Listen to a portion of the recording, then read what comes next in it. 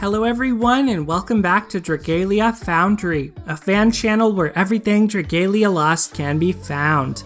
This video is my review of the latest summon showcase. It's another Gala Dragalia, this time around featuring Gala Reborn Poseidon, as well as a brand new Manacaster, Lapis. So Lapis is our first ever water element Manacaster. She's also the first ever Manacaster to use the rapid fire playstyle, which centers more around 4 strikes, and that makes her a pretty unique and special character in her own right. In addition, Gala Poseidon is our first ever water element Gala Dragon, so this showcase certainly has a lot of appeal to it. Normally I would suggest going all in and summoning on these Gala showcases that have a Gala Dragon, but this one actually has quite a few wrinkles to it, which I'm going to discuss in this video. So one of those wrinkles, if you're not aware, is there is no indication of Opera Karina or the Whale Dragon Giovanni on the summoned showcase.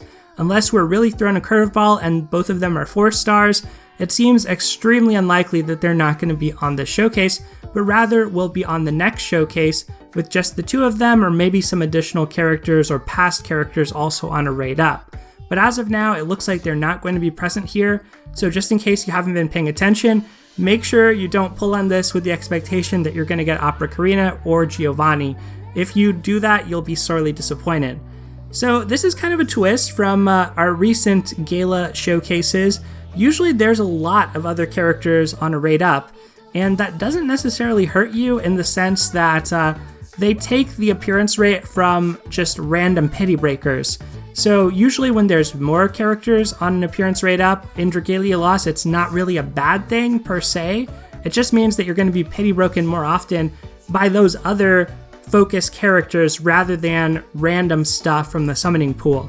So it's actually kind of disappointing if you wanted to try Spark or Worm Sigil on this, the fact that these characters are spread out, because it means that you have fewer potential targets, and who knows, they've been liberal with the Worm Sigil usage. They might throw some other things on there besides Lapis and Gala Poseidon, but yeah, if you wanted all 4 of these characters, it's certainly harder to get them by virtue of the fact that they're split across showcases rather than on one showcase altogether.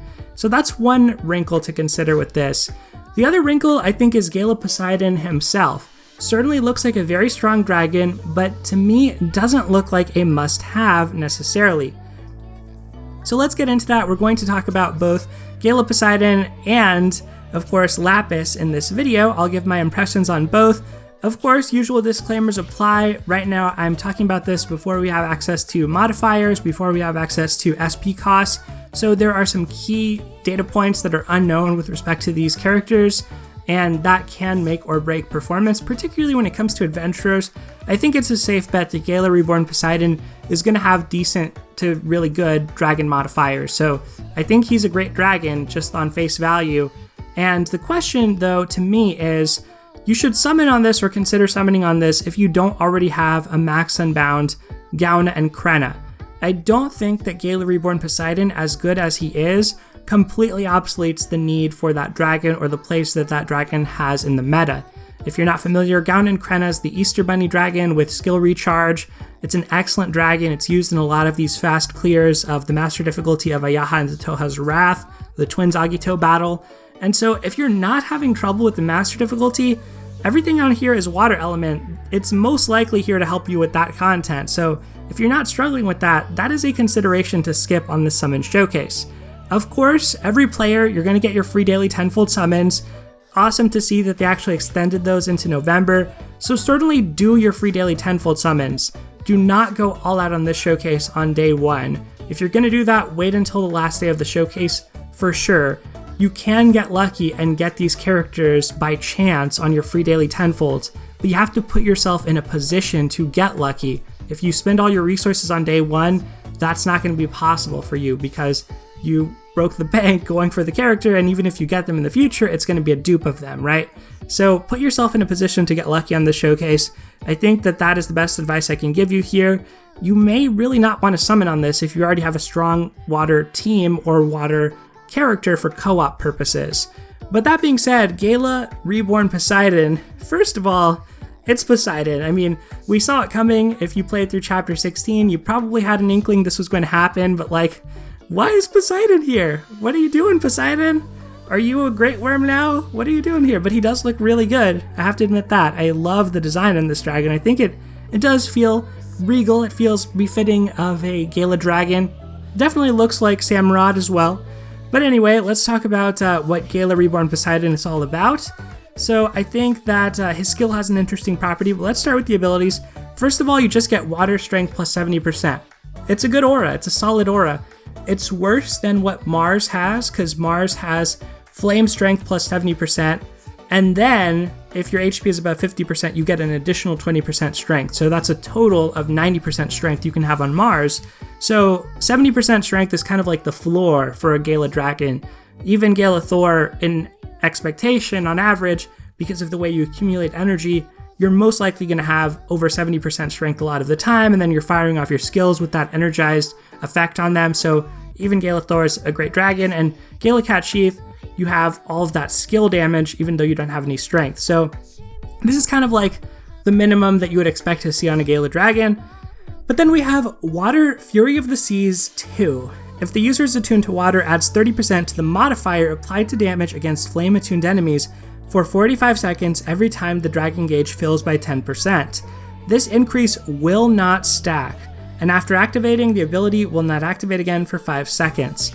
Okay, so in case you're wondering how this works, your modifier against flame enemies when you are a water character, you're already dealing 1.5 times the amount of damage you would deal otherwise. What this does is it changes it so that your modifier, instead of 1.5 times, it's 1.8 times. It changes it to 180% damage, which is only a 20% increase. So it increases the modifier by 30%, but your DPS increases by 20% because you're already starting off with 1.5 times. So that nuance, I think, is something that tripped up a lot of players. Saw a lot of players talking about this like 100% Strength Dragon. It's not quite that, but on net, it's actually pretty good because when you look at Gala Mars, for example, all of his benefit is in the Strength column. So for Gala Mars, it's like his overall damage as a dragon that he benefits you by, abstracting a lot else, ceteris paribus for a lot else, is like 1.9, which is his strength, times 1.5, which is your elemental modifier, in his case against a wind enemy. In the case of Gala Poseidon, it's more like 1.7 for your strength, times 1.8 as long as this is active for your elemental modifier. And 1.7 times 1.8 is obviously greater than 1.9 times 1.5. So technically, in that sense, you get a little bit more damage off of a Gala Poseidon compared to a Gala Mars, which is something that kind of impressed me. But Gala Mars has a lot of really good properties. I think he's still the best Gala dragon. The ending shapeshift skill charge and the fact that he actually causes buffs during his skill use is very incredible. It's hard to beat. But one thing you may be thinking about with this is like, is this a dragon-centric mechanic, right? I actually don't think so, because you can't stack this, and it lasts 45 seconds. So you're very likely, even if you're not using a dragon-centric character, you just accumulate dragon gauge by damaging the enemy. In the span of 45 seconds, you're very likely to get 10% dragon gauge, regardless of what character you're using. And to add to that, Water has a lot of relevant backline characters who have dragon haste, which would further increase the rate at which you're getting dragon gauge. For example, you have Tiki, who has standard attack damage and dragon haste. You have Urius, who has skill damage and dragon haste. Just to name a few. There's also Pietro, Pipple, Nurse Eileen. Of course, you can throw Yuden on there. There are backliners like Eugene and Summer Celiera, who have the regular dragon haste co-ability and also have Dragon's Claws.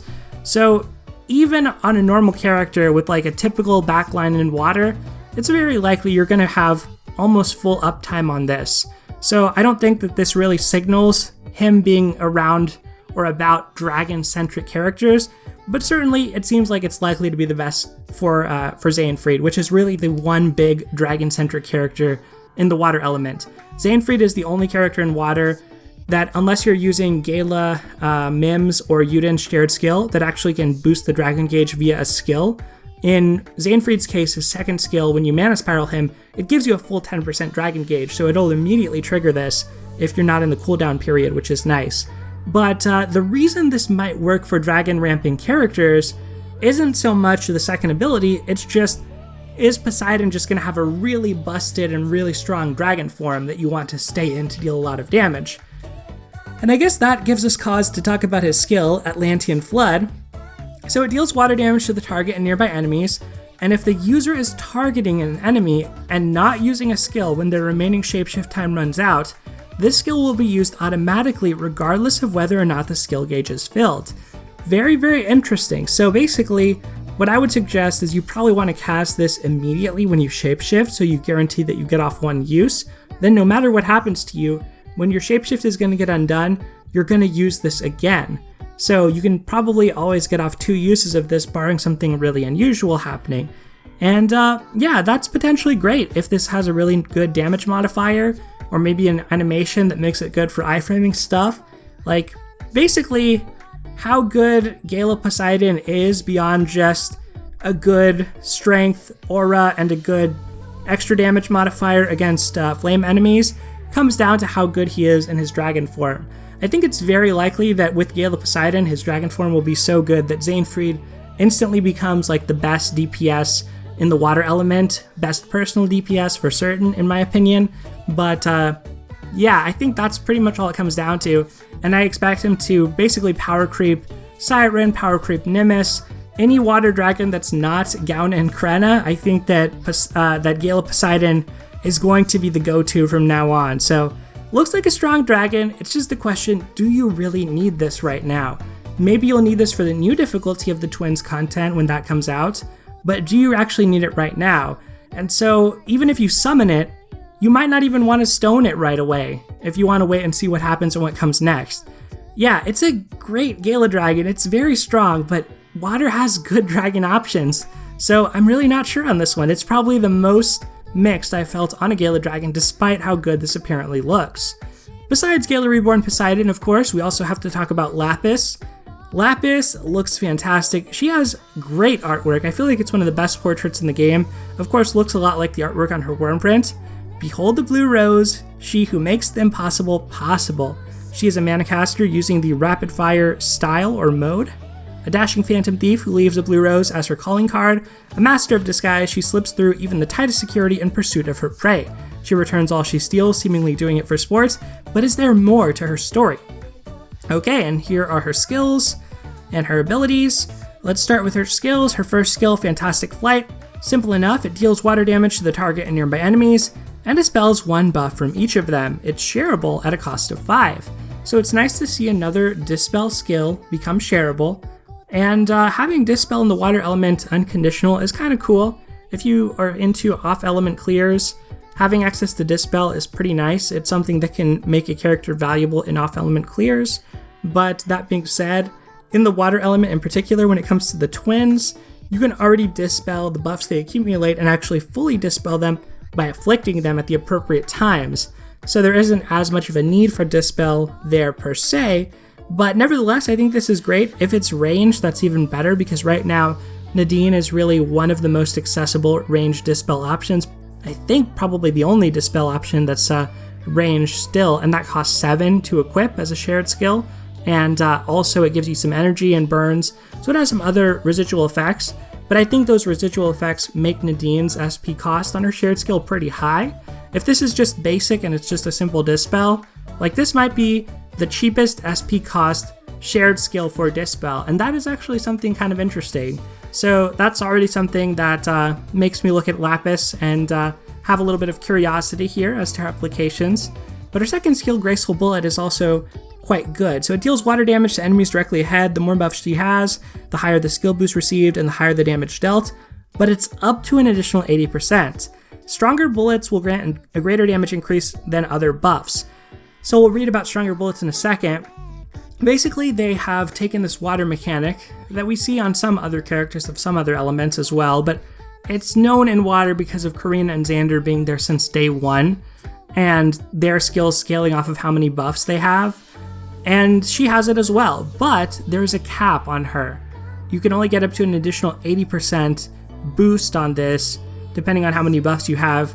So I don't know if they're going to introduce this on Karina and Xander. Maybe they'll take it off of her when she gets her mana spiral. But yeah, it seems like they're pretty aware of what's going on with Karina clears and Xander clears right now, particularly Karina because she's just such a tank. I think that she's more used and more popular. She's also a 4-star, more accessible. So you can't stack to the same obscene levels as with Karina, but this could still be very strong. With it being a second skill though, that does put you on alert that it's probably slower to charge. That being said, so far with the long range Manacasters, the SP generation feels very fast, so this might be fast to charge. Maybe Rapid Fire will charge their SP even faster than the long range Manacasters. Who knows on that, but looks respectable. To me, it looks like a pretty reasonable kit for a water character, although neither of these, maybe the Dispel to a degree, but like neither of these would I think, oh, I really need to have this character for my solo run, or I really want to find this character in lobbies to run with. So on face value, to me, so far nothing here looks like it would be meta impactful for the Twins' Wrath. Her co-ability is what we come to expect so far from the Manacasters, notable mainly because she is a new type of Manacaster. She uses a new mode, so she still has Gauge Accelerator despite that. Her chain co-ability, pretty reasonable, but it is one of the more defensive chain co-abilities. I've actually turned around a little bit on these because they are kind of useful in auto. Having a little bit of extra flame resistance or defense via the chain co-ability, it is kind of nice to have in auto comps, which tends to be how most players prefer to run solo these days. For her abilities, she has Modus Operandi 2, Stun Rose 100%, and Blossoming Rose 2. Modus Operandi 2, dispelling an enemy buff or barrier, lowers that enemy's water resistance by 5% for 30 seconds and grants the user 1 stack of Stronger Bullets. The resistance reduction will not stack. Stronger Bullets increases the user's critical rate by 4% and can stack up to 3 times. The effects of Stronger Bullets will be removed upon using Graceful Bullet, which is her second skill. And her third ability, Blossoming Rose, grants the user 1 stack of Stronger Bullets for every 30 hit combo. This buff increases the user's critical rate by 4%, and it can stack up to 3 times, and the effects are removed upon using Graceful Bullets. So you can obtain Stronger Bullet stacks either by using a 30 hit combo or dispelling an enemy buff or barrier. And when you dispel an enemy buff or barrier, you also get a 30-second 5% water res reduction on the enemy. And then finally, her stun res, kind of basic. So the thing that stood out to me that I found noticeable here was there's no evasion or dodge mechanic. So I thought and speculated that might be a Manacaster thing because it was on both Joe and Ilya. And maybe it is still a Manacaster thing, but it's more of a long-range mode Manacaster thing. And, the 4-strike or rapid strike, rapid fire Manacasters have a different way of playing. But looks okay. I mean, getting up to 12% critical rate and then using it all up on your Graceful Bullet seems fine, seems reasonable. I think that Lapis is all just going to come down to her mods on her damage. There's really not else a lot to say about her. Like, could she be a reasonable backliner? Probably for an auto comp or solo comp. She does have stun res, so you might want to patch that up with some affinity boons to give her burn res just in case. But the Gauge Accelerator actually looks kind of exciting. I'll share an anecdote, not to go off topic too much here, but I have been trying to auto expert twins since version 2.0 hit. And I had a pretty stable comp, and after Master Ayaha and Otoha's Wrath came out, my comp actually has gotten worse.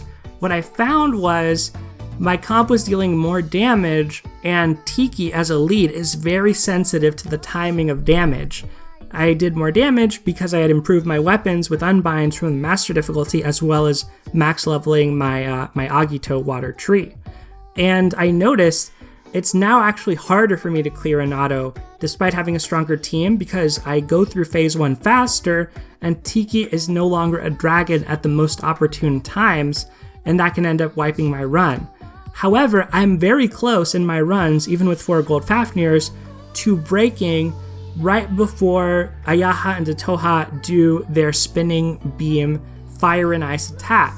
That is the thing that tends to kill runs if Tiki is not in her dragon form, and in the past I wouldn't usually see that portion of the fight in the same way that I'm seeing it now or with the same frequency. So what I'm thinking here is, could Gauge Accelerator be the difference maker for me? If I replace Lily, for example, with this character, with Lapis, and have Gauge Accelerator, Might that make a difference? Maybe, maybe not. I mean, Lily gives skill damage, which is a great co-ability, just boosts your DPS overall, and thereby is going to have some effect on how quickly you're decreasing the overdrive gauge, right? But perhaps, like, this is a character I would probably test out in that comp, see how it does.